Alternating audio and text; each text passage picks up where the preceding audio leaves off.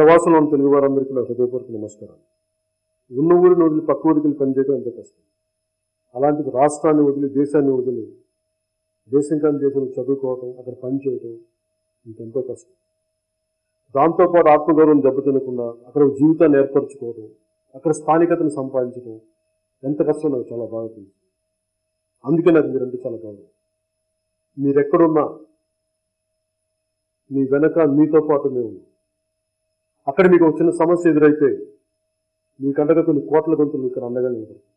సరిగ్గా 18 సంవత్సరాల క్రితం బద్రీ సినిమా అమెరికా దేశంలో విడుదలైనప్పుడు ఏదో కొద్దిపాటి సెంటర్లో విడుదల అవ్వగానే చాలా పెద్ద విజయంగానే చెప్పారు. అలాంటిది ఈరోజు అజ్ఞాతవాసి సినిమా ఏ భారతీయ చలనచిత్రానికి ఇవ్వనంత భారీ విడుదల ఇస్తున్నందుకు నాకు నిజంగా చాలా ఆశ్చర్యంగానూ ఆనందంగానూ ఉంది.